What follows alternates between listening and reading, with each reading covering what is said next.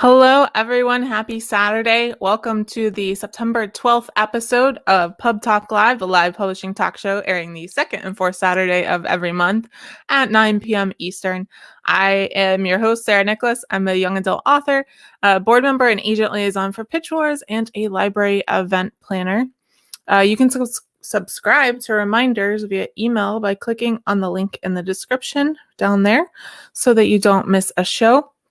You can also follow the show on Twitter and Instagram at PubTalk Live. I have a cat hair on my lip. Sorry. All right. And if you'd like to support the show, you can find a link to the Patreon near the end of the video description down below. It's also just patreon.com/PubTalkLive. Thank you so much to my Patreon supporters. I really appreciate you. You keep me inspired to do the show. You make me how do I say this? By supporting the show, you let me know that you want it to continue, and I really appreciate that. All right. Oh, we have some comments. Hello, everyone. Hey, Lodestar and Jay and Heather and Ebony, Tamara. All right. Welcome, everyone. Yes, cat hair does get everywhere. Thank you, Heather. All right, so I'm going to go ahead and bring on our guest co-host for tonight. Juliana Brandt is an author and kindergarten teacher with a passion for storytelling that guides her in both of her jobs. She lives in her childhood home of Minnesota, and her writing is heavily influenced by travels around the country and decades living in the South. When not working, she is usually exploring the great outdoors. She is the author of The Wolf of Cape Fen and A Wilder Magic, publishing spring 2021. So please welcome Juliana. Yay! Hello. Hello. Hi, everyone. Hey, Sarah. Thank you for having me. This is fantastic. Oh, thank you so much for coming. Yay. So Juliana and I have been Twitter friends for years and years. Yeah. And you did my debut. You did my whole debut show. And I just tonight found out I have been pronouncing her name wrong for years. It's really, but Juliana, it's really close. Yeah. All right. I just need a drink of water real quick. Sorry. All right. So tonight's Twitter viewer poll, if you haven't already voted on it, I'm going to drop the link in the comments right now. Oh, thanks. I sometimes I really struggle with coming up with the questions. This one just came to me. No, that was a really good question. How much does the publisher or imprint of a book factor into your buying decision? So if you haven't voted on that, there's about 30 more minutes in the poll, and we'll discuss it at the end. So make sure you go vote there. Everyone's saying hello to you, Lodestar and Heather, Ebony, so cool. Tamara. Hi, Jess. Jessica Baker, who we also call Ernie on this channel. Cool. Jessica Vitalis is here. She's a Pitch Wars mentor too. Oh, is she? I didn't see the comment come through. Oh, there it is. Cool. Yeah. Hey. Hi, Jessica. Oh, thank you, Ebony. We do have a house full of pubbers tonight. Thank y'all for coming out. How's the weather where you are? Is it?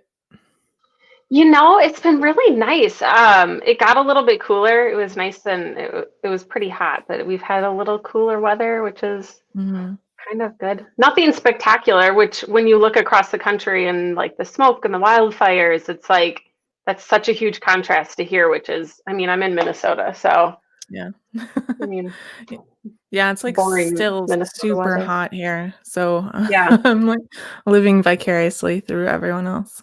Oh, no, because our temperature has kind of gone down, which to me feels like now I'm thinking about the winter time, which I hate. But yeah.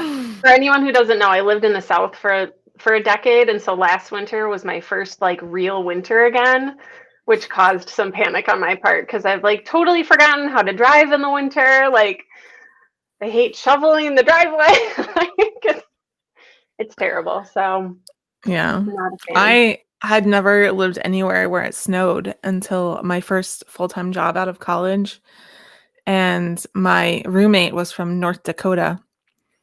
And she just thought it was hilarious. I didn't know how to drive in the snow. I didn't know what to do. if there was snow anywhere. Like, no. So like what shoes to wear, what kind of yeah, coat. Yeah, no. like I Not don't even know how to wear a scarf. around the neck. All right, so let's go ahead and jump on into some publishing news. It has been 3 weeks since our last episode because there were 5 Saturdays in August. And so there's quite a bit to catch up on. So we've got the highlights, or in some cases, the lowlights for you. Yeah. I'll start. Bertelsmann, which is the parent company of Penguin Random House, has expressed interest in buying Simon & Schuster, which has been put on the sales block by parent company Viacom CBS. Penguin Random House is the biggest trade publisher in both the U.S. and the world. Simon & Schuster is the third largest. The second largest trade publisher, HarperCollins, has also expressed interest in buying Simon & Schuster, as well as Lagardère, the parent company of Hachette, the U.S.'s fourth biggest trade publisher. So basically, the first, third, and fourth largest publishers in the United States are looking at buying the second largest publisher in the United States. Can you imagine? Back in my day, we had the big 6. I know. That doesn't even seem like that long ago when you say that. Like I feel like that was yesterday, but that really wasn't. Oh. Yeah. And so I was watching, this has nothing to do with that, but Ray, I saw your comment. If we were given a sled and a team of dogs when you moved to Minnesota, I would have felt way better about moving back here. Oh, funny. All right. In July, the Authors Guild, Penguin Random House, Amazon Publishing, and bestselling authors like Lee Child filed a joint lawsuit against Kiss Library, a book pirate operation that sells pirated copies of ebooks. Last week, the defendants failed to show up, so the judge has issued an injunction blocking the sites from their service providers and freezing their financial assets, which is good. Yeah, this is a big case because it's a large operation, and a lot of book pirate sites, books are available for free download, but this is a place that actually pirates books and then charges for them. Yeah, which is like the worst possible situation. Oh, yeah. And I think they're like Croatian based, or as far as I can tell, they're Croatian based. There's a lot of like layers to it. Yeah. Tamara asked, what does this mean for the manuscripts under consideration at Simon & Schuster? Well, I know they're not planning on selling until kind of things calm down from the pandemic. They had decided to sell right before the pandemic started, and then decided to put that on hold while things are like shaking out. The audio keeps cutting out. Everyone else says it's fine. Okay. Sorry, Jessica. Maybe try to restart the window, like refresh the window or something. Yeah, so it won't be happening for a while tomorrow, but and they'll just like acquire all the assets. So there might be like some delays at some point whenever it does get bought, but I'm sure they'll handle it. I feel like it's going to be a while though. Yeah. But we're gonna go from big 6 to big 5 to big 4. Eventually there's just gonna be one giant publishing. All right. Oh, yeah, this feels like it was so long ago. It was only like 2.5 weeks ago, but it was after the last episode. Amazon posted 2 job listings for intelligence analysts responsible for internal security efforts, focusing on tracking, quote, labor organizing threats. One of the listings mentioned organized labor 3 times. Shortly after, Vice posted the story. Oh, I should mention, this is a good time to mention all of the news items if you're new here. We post the links in the description right after the show ends. So if you want to read up more about any of the news items, you can find those links after the show ends and read all of them.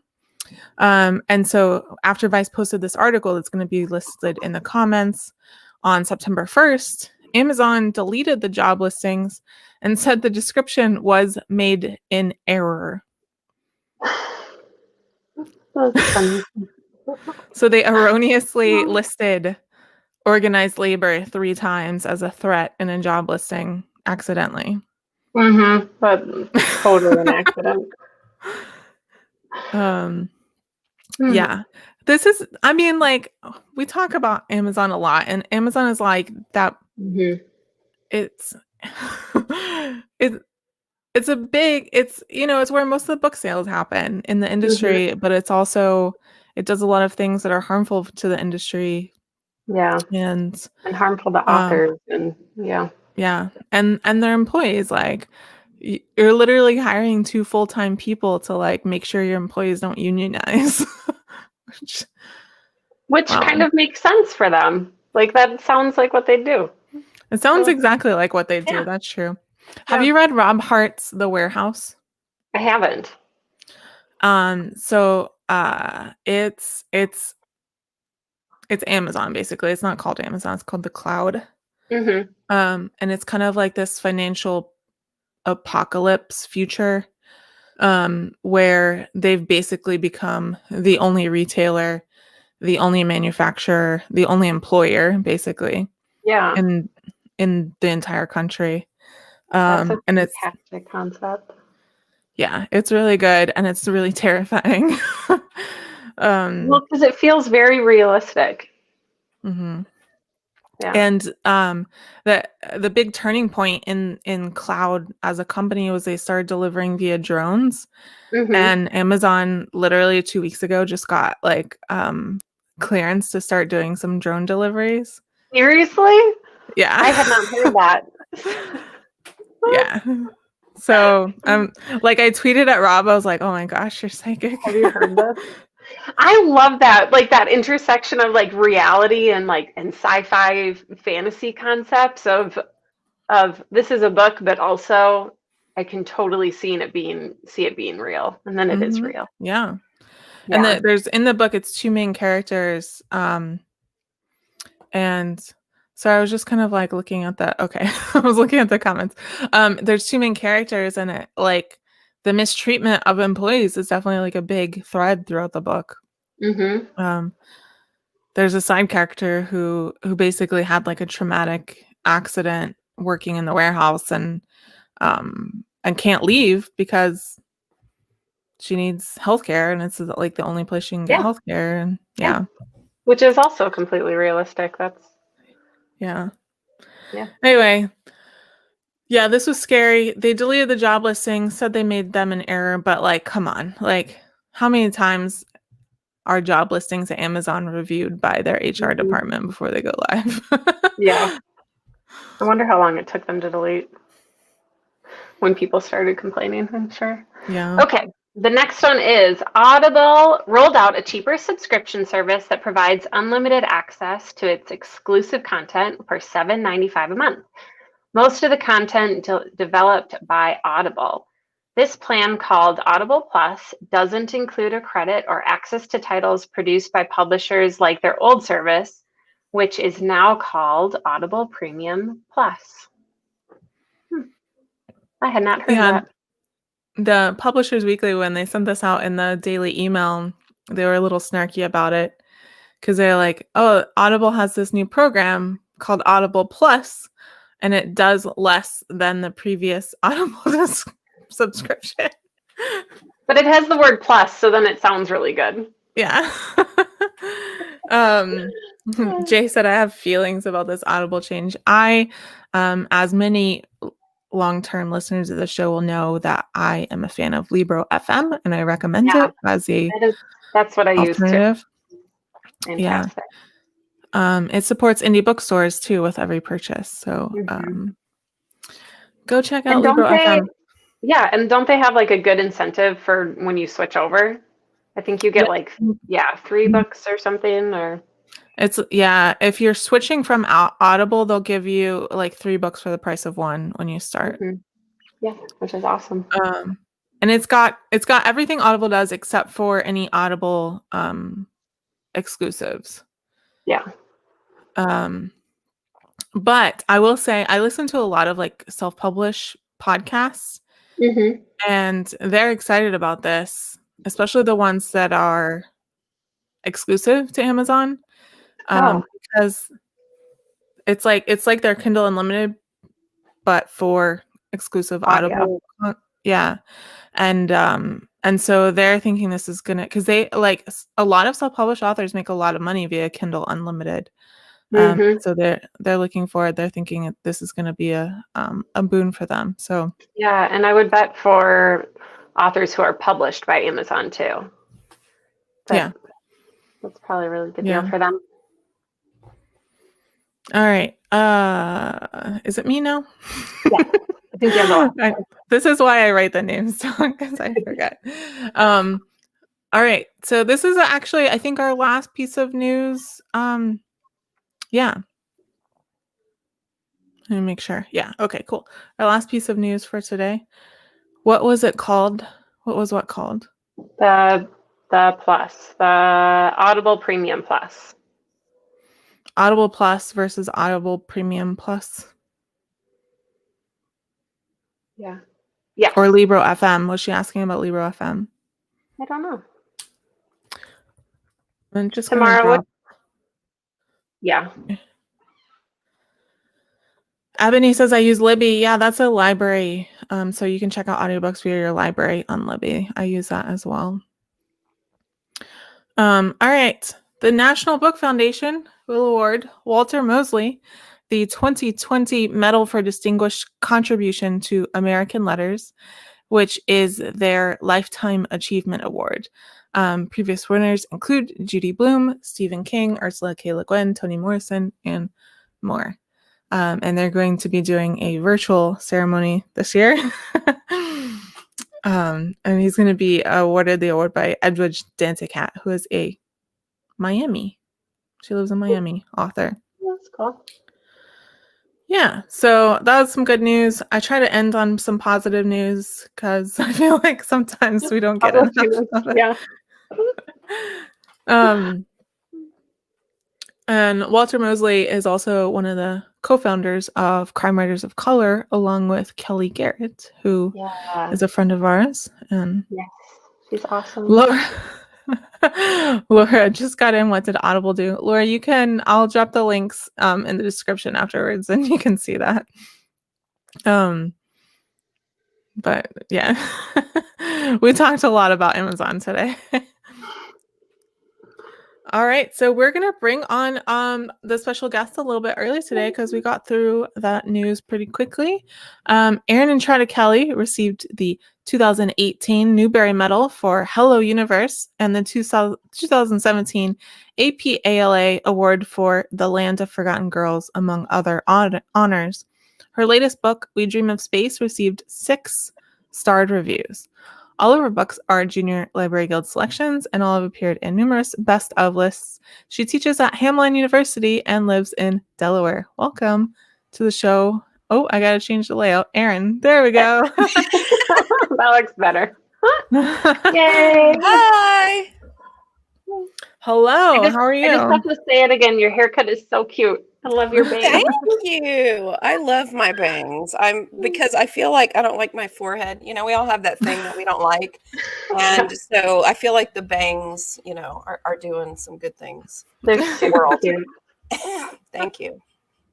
On Thursday, Erin was on the mentor chat for middle grade, and she had the buns, side buns. Oh, so cute.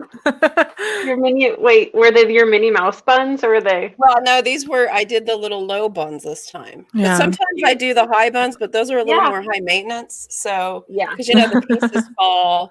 You need more bobby pins for those. Yeah. And I lose all my bobby pins. I don't know where they go, but. Yeah. No, it's true. All right, everyone's saying hi. Lodestar says hello. Hi, everyone. Oh, thanks for makeup. Heather. Thank you. This is a great show. I love these comments. I like that you can see them. That's so nice. Well, I like that I can see them now because they're all nice. So hopefully that stays the same. Right, yeah. Well, that is an interesting publishing thing that's been happening so much recently with like the virtual. Mm-hmm. And Sarah, I've seen you talk about it a lot online of like, it's really easy to secure virtual events from like comments, but places haven't been, and horrible things have been happening to authors on events. Actually, I had an event with a library last week or a couple weeks ago, and they posted the link, the Zoom link, and I think it was after I read that thread, Sarah, where this library had posted the Zoom link, like just click here to go. They didn't have a registration or anything. So I sent an email and basically said, basically don't do that, because this is what's going on. So you need to have like some kind of protocols in place. Cause I was, it depends too. And like, that's the thing is like, I've seen a lot of people saying don't post the link publicly, but that's, honestly, like not posting the link is probably the smallest mistake, or posting the link is like the smallest mistake that people are making. Because if you actually lock down an event, having the link publicly doesn't do anything if there's no way for them to do that. And before I made a reference, I realized Juliana probably didn't understand. I said, for this one, you're going to be able to see the comments.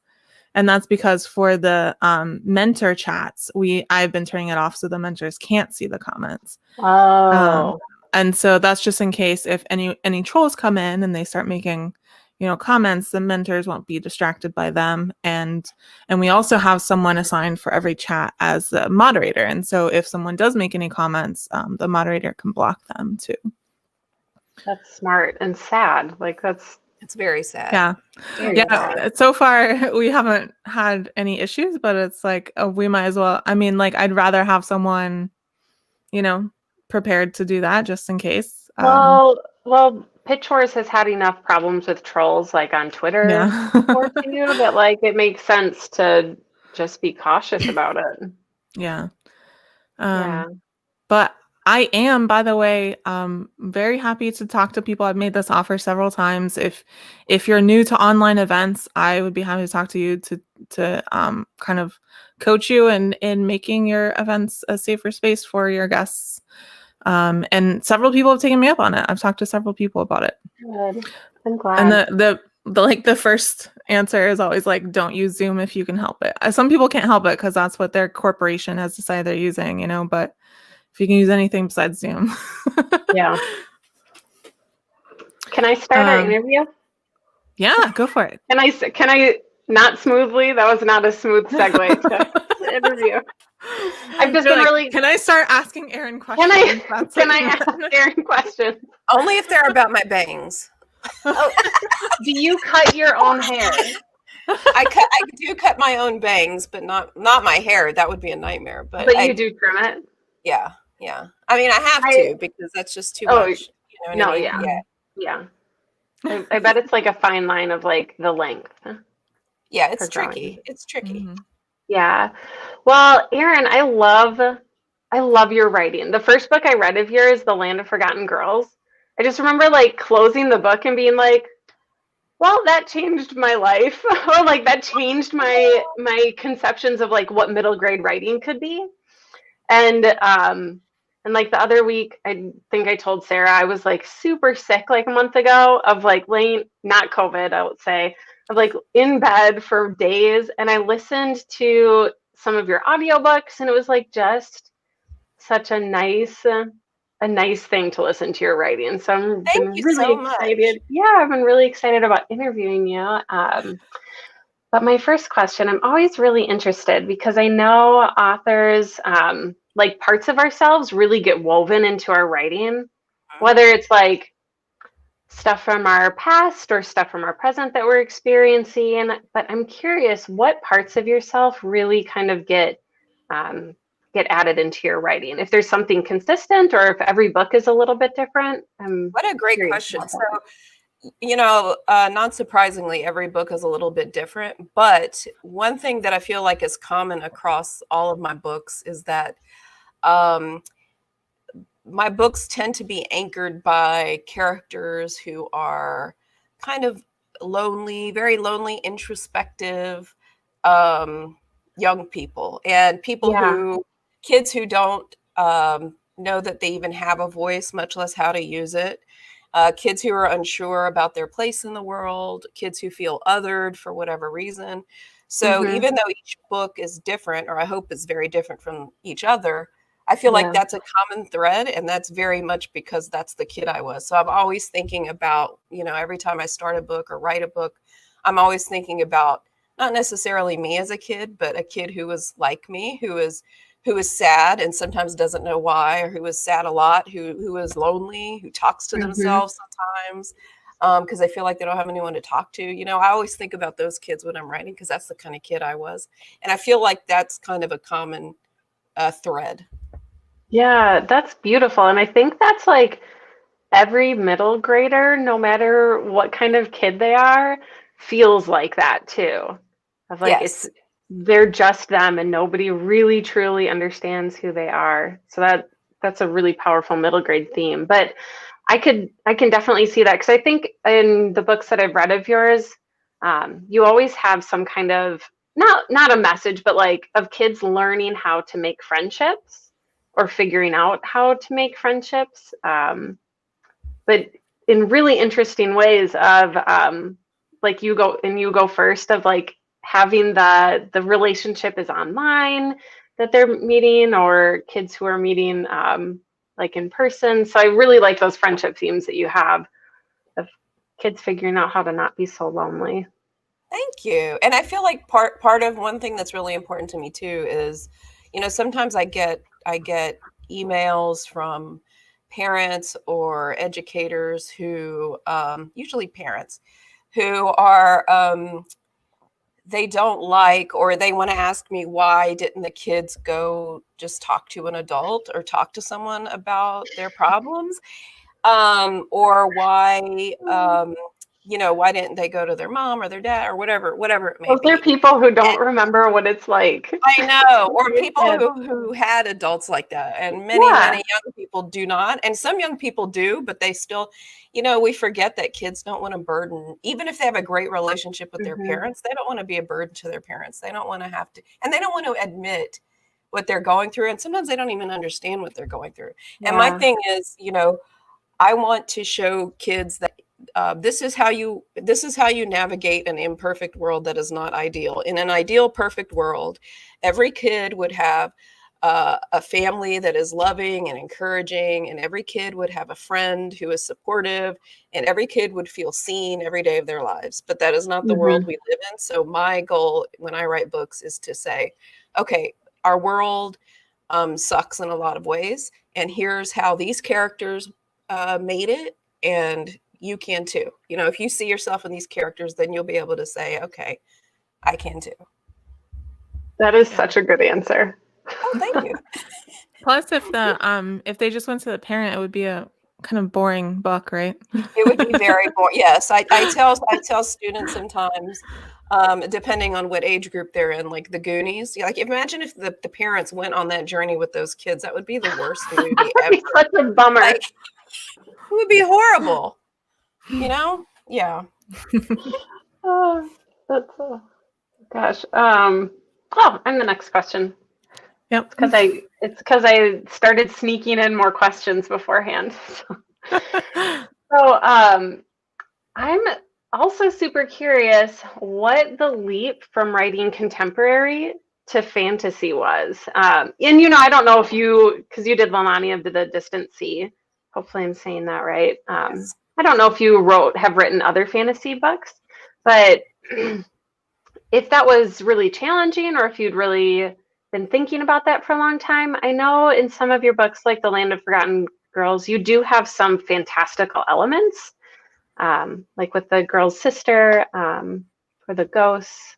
But I don't know if that made it easier to kind of leap into fantasy, or if that was like a really big jump for you. It was a really big jump. And it happened because I was actually working on We Dream of Space, and then the election happened.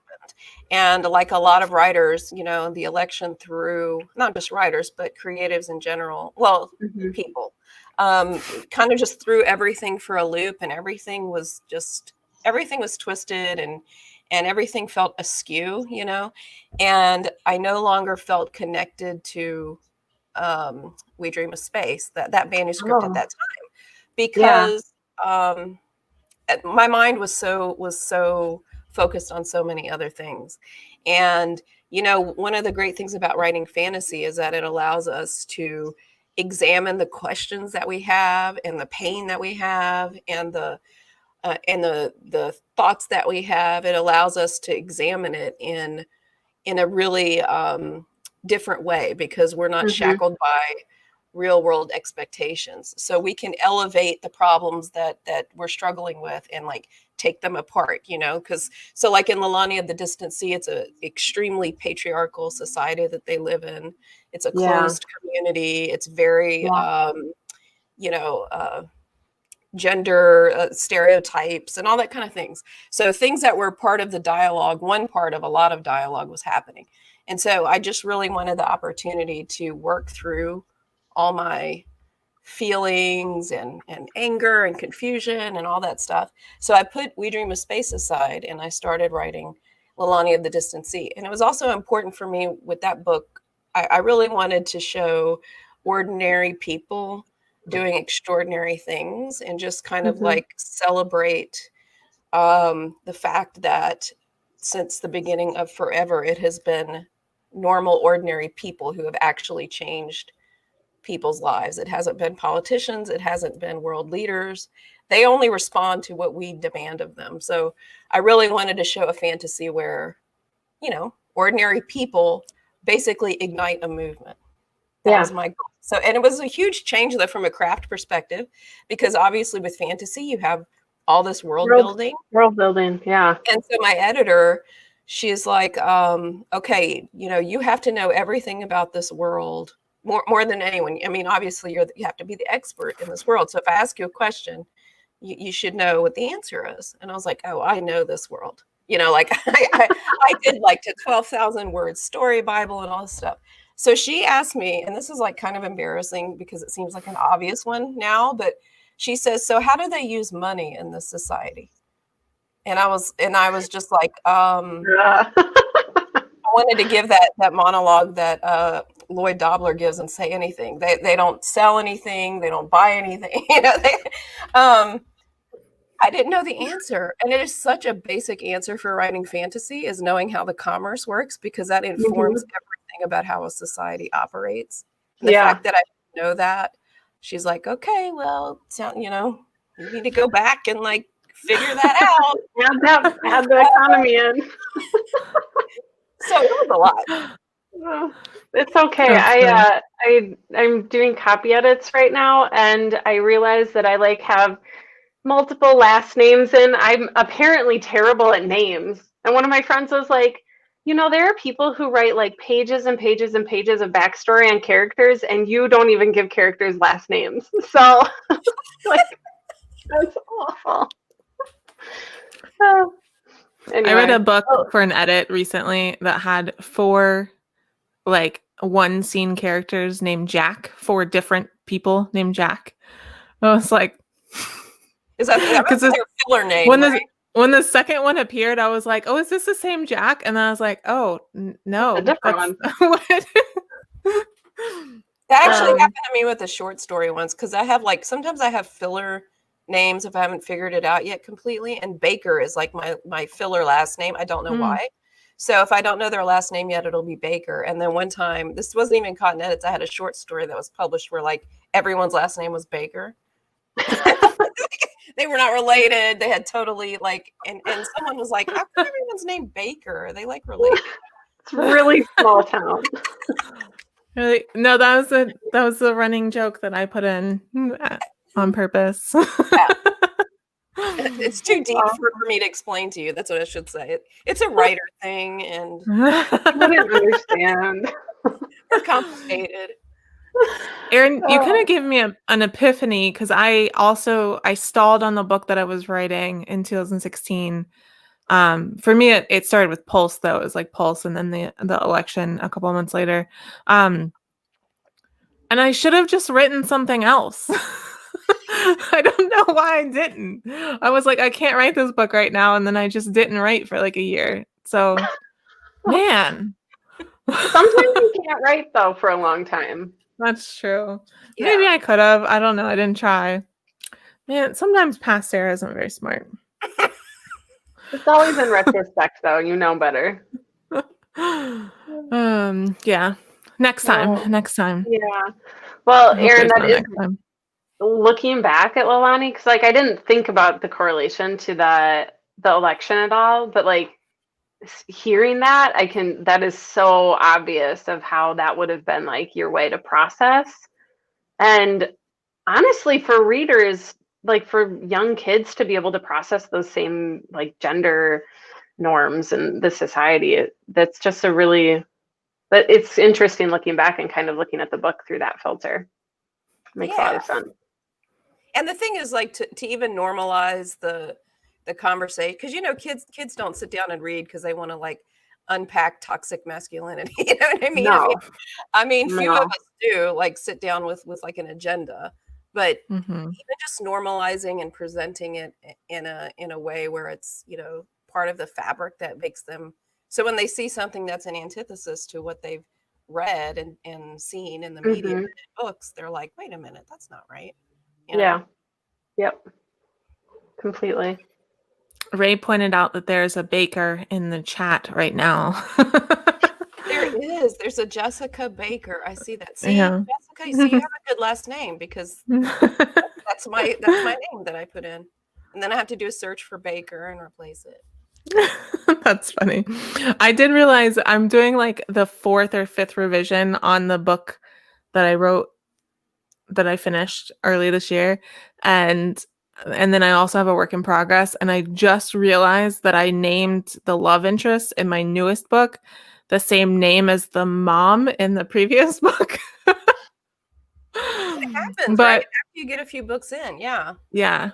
I mean, the mom's like literally referenced once. I didn't remember what her name was, so oops. Well, I've heard that like some authors will keep like name documents and like put in all of the names from a book. I should If start I doing were that. that organized, that would be such a good idea. But I'm not.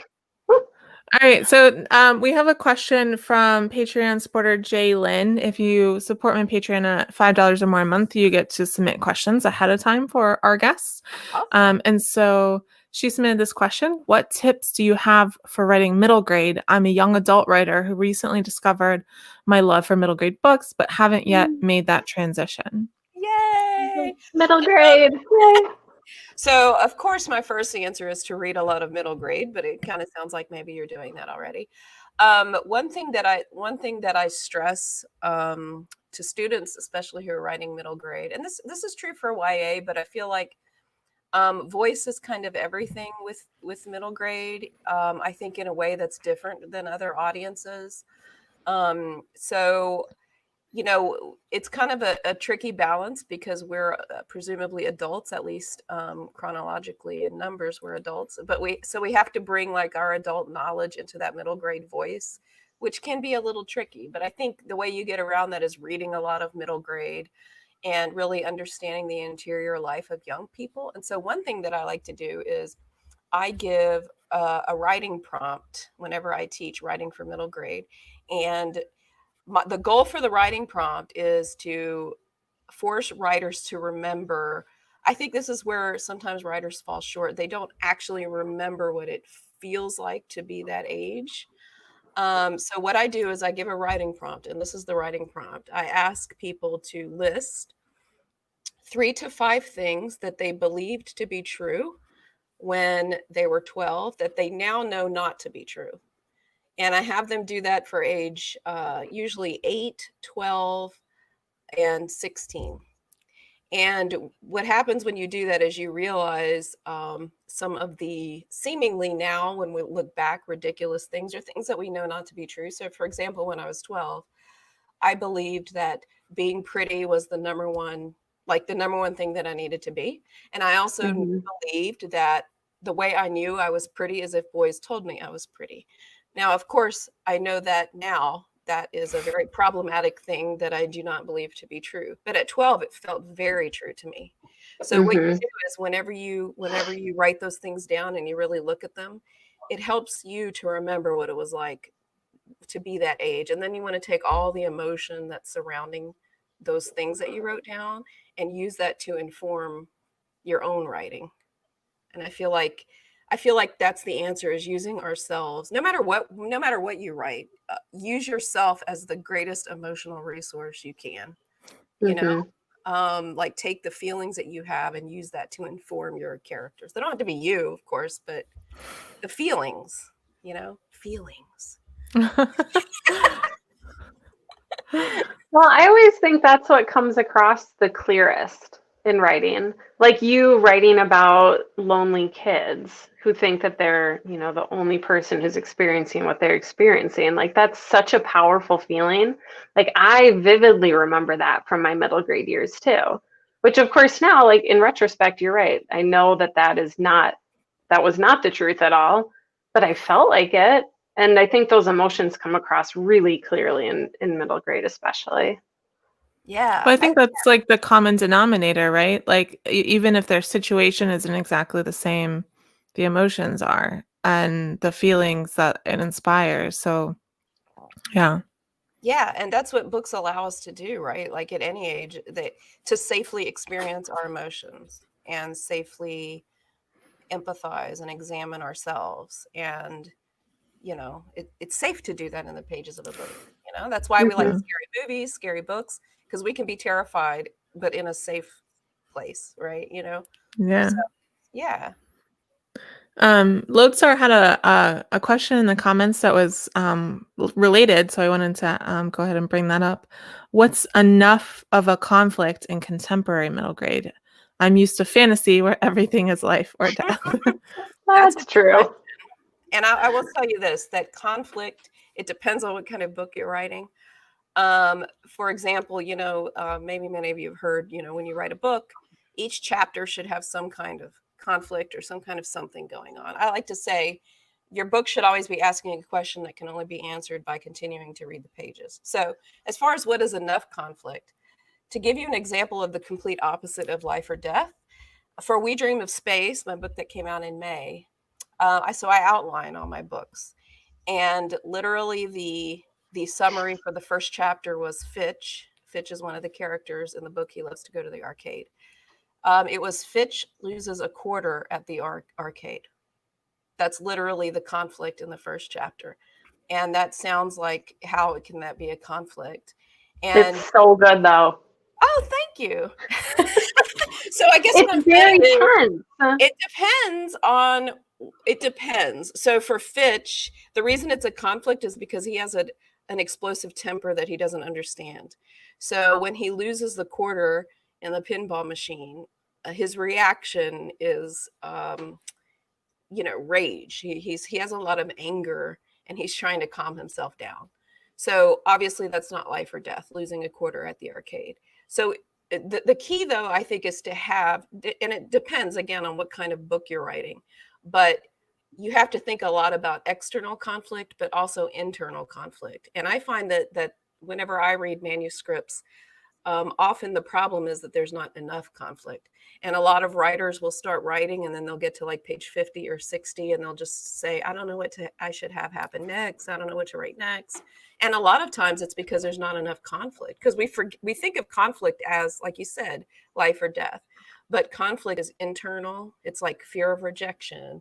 And it's external, life or death. You know, it's all those things have to be playing a role in the book. Mm-hmm. Yeah. All right. Oh, Juliana, you're next. Okay. Actually, this is a good follow-up question, because I'm asking about points of view, because I think, do all of your books have multiple points of view? I feel like all the books I've read of yours. The first two are all first person, but then the other ones are all revolving. And actually, Yeah. Hello Universe has first and third, and Leilani of the Distant Sea has first, second, and third. Yeah. Yes. Like, so I just wrote in the word how, question mark. That's like That's literally her question. That is literally my question. Because like, especially when because I started reading We Dream of Space a couple weeks ago, but then school started and I stopped being able to like think about other things. And I think one of the things that I was most struck by is how distinct and dynamic like all the points of view of the three siblings are from each other. They feel, I mean, after the first chapter from each of them, they are completely different from each other, And I think part of that is like that undercurrent of emotions. Like Fitch is so angry and confused by his anger. And anyway, so I'm just curious how you do that and how purposeful you have to be, or if that comes really naturally to you. Well, I want to say it comes naturally, but that sounds very like, oh, it comes naturally to me, you know? And I don't mean it in that way. Yeah. The reason it feels organic when I sit down to write is because so I'm very character driven in everything that I do creatively. So I spend months and months and months just thinking about the characters and never writing anything down. And I think about what it's like to be them and what they feel like, and what things are important to them. And after I spend months and months and months building in my head who they are, and I feel like I have a good handle on who they are, that's when I get my notebook out, and that's when I actually start writing things down. And the first thing I do is write down the characters, you know, like their names, obviously, even though so often their names will change, but I'll write down their names and their characteristics and what things they believe. I usually write down like 5 things that they believe and then 5 things that they really believe. So for example, like one thing you might believe is that in Hello Universe, for example, Valencia, one of the things that I wrote down that she believes is that it's better to not have any friends because she likes to be by herself anyway. She's like, I like to be by myself anyway, so I don't need friends. Yeah. But what she really believes is that she's lonely and that no one wants to be her friend and she needs someone. So I think all of us as human beings know what that's like, that there's things that we believe and then there's things that we really believe that we don't necessarily want to admit to ourselves. So I make sure I know what all those things are in my characters. So by the time I actually sit down to write, I have a very, very clear view of what they sound like. You know, if I got an idea in my head and started writing it like the next day, it would never work. So that's why I spend months, you know, I spend months even when I get an idea, I don't write anything down for months and months. And then, so one thing that people often ask me is, what if you forget something? You know, and my theory is if it's worth remembering, I won't forget it. And that's proven to be true. Of course, if I forgot it, I don't even know because I have forgotten it. So I win either way. That makes sense though, reading, because your voices are so different from each other that like you must know those characters really well to be able to write them that clearly. Thank you. I feel like because they don't feel like characters. I think we all know, you know, all of us who write, that feels like. Yeah. Yeah. Thank you. Awesome. These are great answers. Juliana, are you taking notes? It looks like you're taking notes over there. Yes. Are you kidding? That's so great. Got my pencil, got my paper. All right, so switching gears a little bit, you received the Newbery Medal, which is something a lot of children's authors dream of. How do you feel like your career and your writing life has changed as a result of this award? Or if it's not, I guess, as well. It has changed. Yes. I highly recommend winning the Newbery Medal. 10/10 would recommend. No, it has been incredible, honestly. I mean, I can't say one downfall, of course. It has basically the biggest thing I think is obviously from the business perspective, you sell more books, clearly. But from like a writer perspective, I think the best part is that my platform is bigger now. So that means I have more opportunities to uplift other writers, and which is something that is really important to me. And also I was able to leave my full-time job because I was working full-time. So that's another big plus. So now I write and teach full-time. So I'm able to do exactly what I love. But as far as writing, I feel like I'm very fortunate because I know that some authors struggle like after they've hit a milestone or success because they feel pressure or they don't know what to do next, or, you know, all this stuff. And I feel like I have such a great team. You know, I've been with the same publisher since book 1, which is unusual. The same editor, the same publisher. Wow. That's awesome. And I think creating that relationship with an editor and a publisher is, kind of unusual in this day and age. But I think that's one reason why, I haven't felt pressured or, what am I going to do next? Because they've always been big believers in me before I won the Newbery Medal. So it's been like, it's still surreal to this day. And it probably will always be surreal because I'm like, how did that happen? Can't be me. I didn't win that, but somehow I did. Awesome. Were they like surprised when you said that you wanted to write Leilani? I don't know that they were surprised. I don't know if they were surprised, and I don't know that they were necessarily concerned. I would guess that they might have been mildly concerned because it's a switch in gears, but there's a lot of mutual trust, I think, on all sides and mutual respect. That's good. Yeah. Yeah. So maybe a little skeptical. I mean, the fact that I couldn't answer the first question that my editor asked probably made her like raise her eyebrows. She's like, okay, you don't even know how your society is built. That's a hard question, though. It is, but it's so important. So now I'm like, I'm gonna write fantasy. I mean, I feel like that's a good question. Juliana, you have your last question. Yes.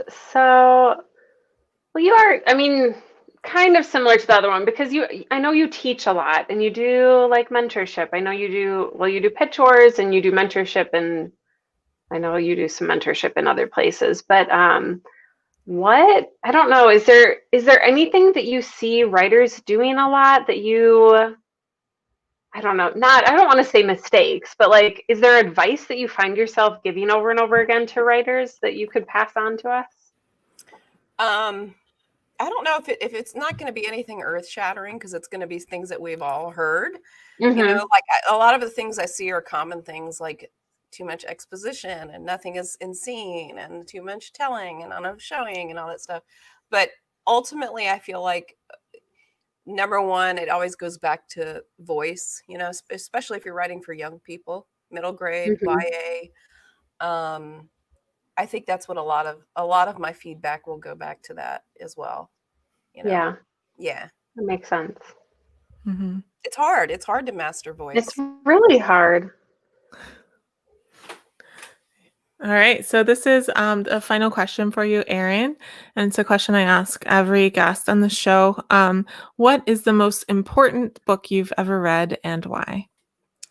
So the most important book I've ever read. So I feel like I should give a children's book answer because I'm a children's author, but I'm not.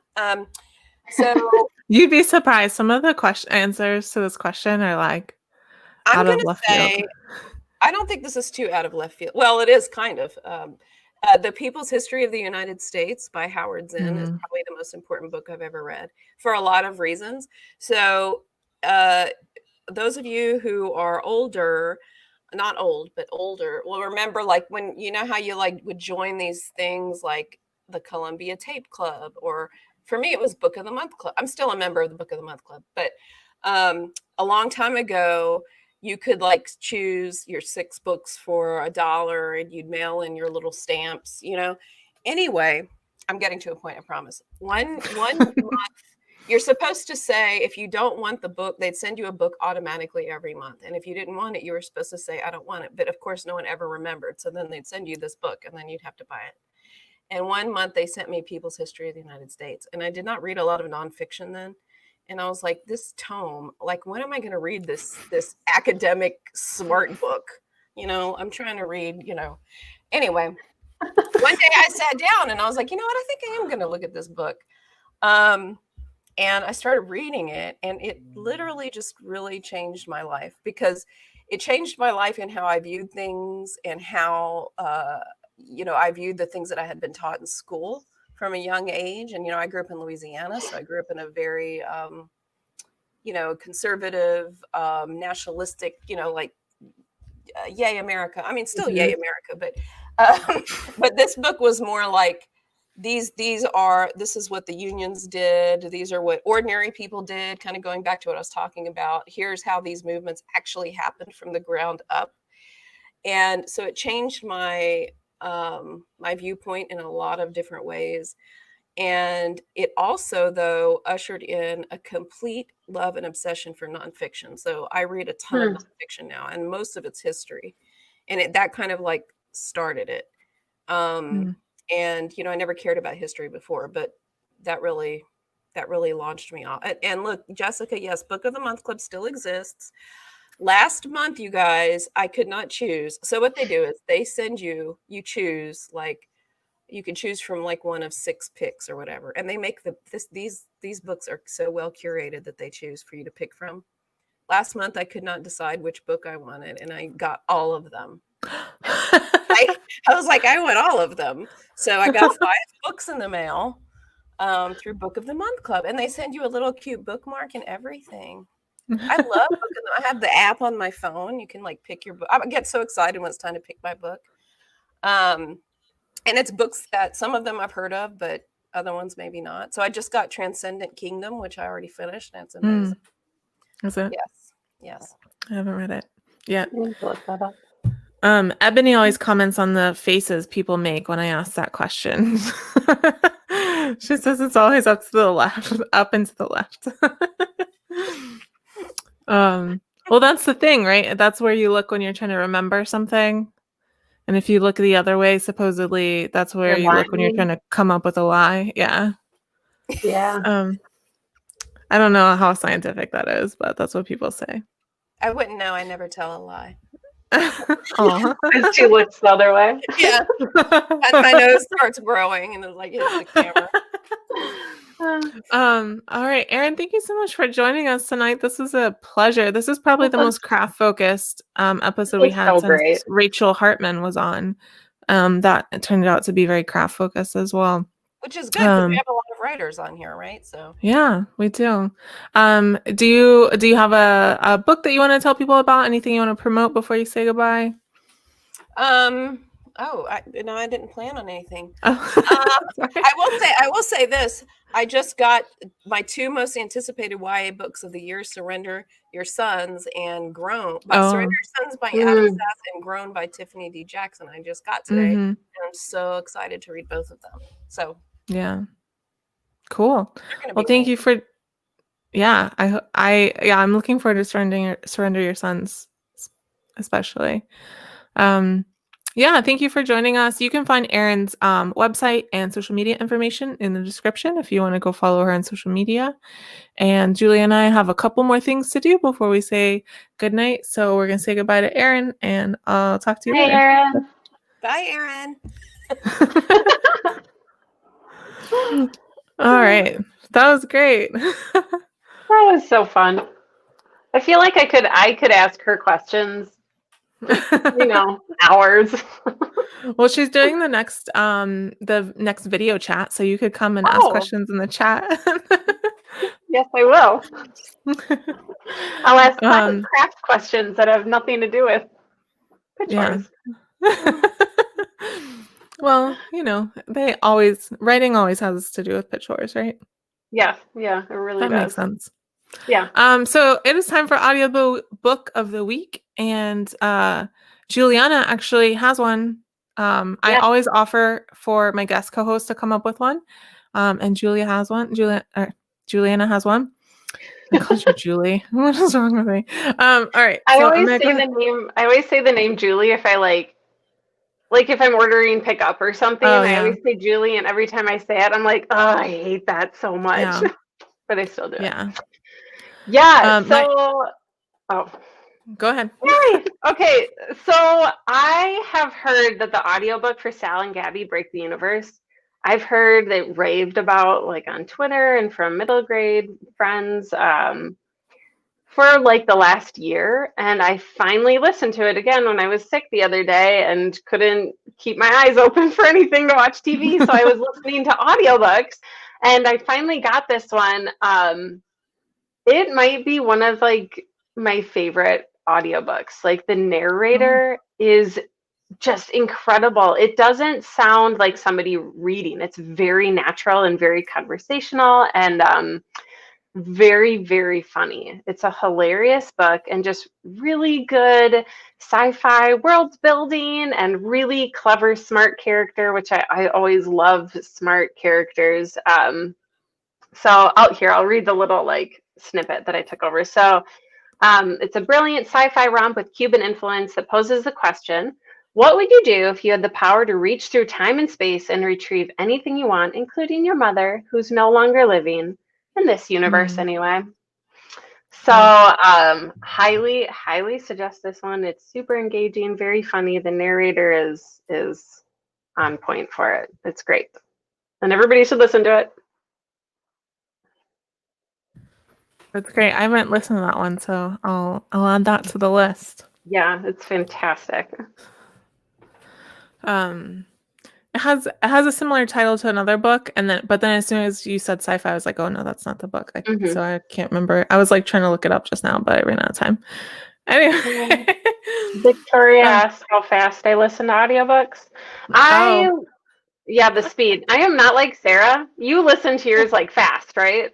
Yeah, that confuses we've had me. this conversation on the show a lot, so that's why they ask. Nope, I am normal speed, but it doesn't occur to me to speed it up. So I don't know. Normal speed. Yeah, we talked about that a lot in the show, so that's funny. And they're asking. Yeah, I usually listen to 1.8 unless it's either like a dense nonfiction or it's not a professional narrator. Sometimes they speak faster because professional narrators will speak slower. Slower, yeah. But also, I mean, people probably can tell, but I talk very quickly and my sister talks very quickly. And so I'm just like used to faster speech. Yeah. So I'm curious what you think, because I don't do spooky, creepy, scary stories, but I've been hearing so many good things about this one that I really, really want to read it. I'm going to talk about it because I've had the publisher sent me this audiobook. Usually audiobook arcs don't come until like at most like 2 weeks before the book comes out. It's not like print arcs or e-arcs. They usually, because of the production time, they usually don't come out until so I've had this, I don't know, for like a month now, because I think this book has been out for a couple weeks. Yeah. And I was like, because it's called horror, right? Like horror is a genre. Yeah. And so I was like really scared about it. I asked a whole bunch of people, I'm like, would a 12-year-old be scared by this? Because that's kind of like my threshold. That's me. That's me. Yeah.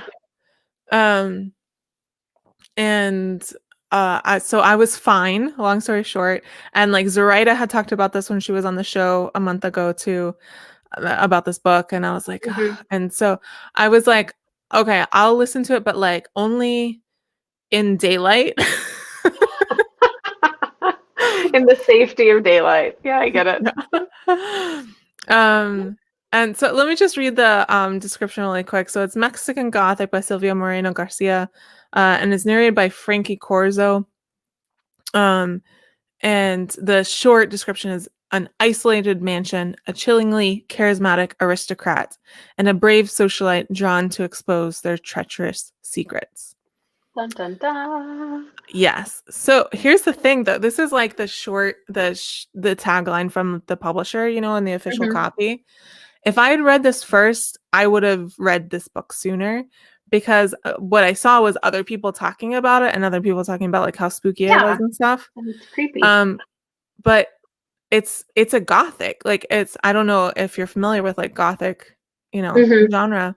It's a straight Gothic. Like it's just like exactly what you expect, which is fine by me. Like spooky house and yeah. Like usually a woman goes to an isolated mansion. Usually it's some kind of mansion, broken down mansion.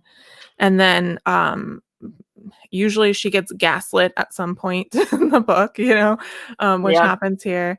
There is a little bit of like a speculative element, very I wouldn't say it's super speculative, but yeah, it basically takes a concept that already exists and takes it a little bit further. And so I actually didn't have any problem with the spookiness of it. There's Well, like some kind of like mind control. So if you have issue with that, maybe that will be a problem for you. And there's some like ghosts, kind of. They're not ghosts, but you think they're ghosts at first. And so there's that, but it's not too bad. So yeah, if you're a scaredy cat like me, this is a good book. Yeah. Unless they're, because I know some people just have like certain things that they can't handle. But there's no like, out of nowhere like scares or anything like that. That's good. Yeah. Okay. And I really enjoyed it. And then sorry. No, you're good. I really enjoyed it, and the narrator is good, and yeah. Which is good because I had listened to her previous book, and I did not like the narration very much. And I was like, oh, I hope it's a different narrator. That makes such a difference. Yeah. Yeah. Jay, oh, did you try to listen to it, Jay? Jay said I'm a scaredy cat. I couldn't handle it. I actually listened to it because I listen to audiobooks when I walk. Usually I try to walk right around sunset because I don't have any streetlights in my area. But sometimes I'll have to walk later, and then I just walk like we have a very long driveway. And so I was actually able to listen to it at night as well. So that tells you something. Yeah. Yeah. All right, so it's time to discuss the Twitter poll. How much does okay, I was like, that blue. I don't see any blue up in here. The question was, how much does the publisher imprint of a book factor into your buying decisions? And so I'm going to go ahead and, oh gosh, I got to take that down. That's the second time I made that mistake today. All right. So let's take a look at the numbers. I have to pull it up on my other screen so I can actually see it. So we have 36.5% of people said they don't notice at all publisher or imprint. 40% say they notice but don't care. 21.2% say somewhat. And 2.4%, which looks like to be about 2 people, say they are publisher or imprint diehards. This was interesting because I thought about it in 2 ways. I thought about like me before I was in publishing. Yeah. And I don't remember even realizing that like publishing houses were really a thing, right? It's just like books exist somehow by magic, and who knows where they come from. And I think even now, like there's a big part of me that like because I read books mostly on recommendation from friends. And so if a friend is like, Mexican Gothic is good, I will usually not even read the description. I'll just get the book. And so like I have no idea like what publishers or imprints are still, which I wonder is how like a bleeding over from before when I didn't know publishing houses were a thing. So I thought that was an interesting question. Yeah, I have changed as well, but mine was a different transition point. When I read print books, I would notice, because they have the little logo on the spine, right? And so I started to notice that a lot of the books I really liked would be at the certain imprint. And so, like, I guess I would say, like, really into my developed like reading life, right? Like not when I was a casual reader, but when I was like really kind of actively reading and starting to write and like develop, different things. That's when I started to notice. And sometimes it would be like, I would be on the fence about a book and I see it's from an imprint that I've liked a lot of books from, and that will like push me over. Cause then at that point, like I trust, that imprint. But now most of the books that I buy anyway, are audiobooks. And so I don't ever see the imprint or the publisher anymore. Yeah. Do you get Yeah. how do you find most of the audiobooks you listen to? Honestly, a lot of them publishers send them to me because I write for Book Okay. Riot. So I'm on Yeah. a couple of distribution lists and stuff. And then, but if I don't get sent one that I want to read, then I'll get it from like either the library or Libro FM. And it's usually just word of mouth. It's like people talking about on Twitter is usually where I, Yeah. Me too. or if there's like, if I'm looking for a book on a certain subject or something like that, usually I ask for recommendations. So either on Twitter or like in Kidlit Alliance or in the Book Riot like Slack. Mm-hmm. If I have something specific, then yeah. Yeah. But really, Twitter social is media. like great book recommendations, except you usually end up with like way too many, recommendations of books in Yeah. your Well, you also end up with the ones that like have nothing to do with what you asked. Yeah. Yeah. Like today I asked for nonfiction podcasts that weren't related to publishing and weren't true crime. And I got sent 3 true crime podcasts, one or 2 different writing podcasts, and like 3 different fiction podcasts. And I'm like, thank Well, you. thank you. I do listen to a lot of nonfiction podcasts. I will send you some and I'll make sure that they don't have anything to do with writing. Thanks. Yeah. Jay asks about things under the dust jacket. Is it the publisher having more faith in the book or just random? It's definitely a design situation from the from the design department. Does yours have something under the dust jacket? No, well, here I have mine. I mean on the spine it does, and then I have Spine. Erin's. I have We Dream of Space here, and it has a little. Actually, I'd be curious. Can you see that? Yeah, a little bit. It's like a tree. Yeah. Oh, it's not good lighting, but Interesting. I've never thought of that before. Of like what that means. It does. I mean, it does cost money, so it's they're probably only going to do it for bigger books or though who knows, like maybe some imprints do it on every book that they do. So that could be a thing too.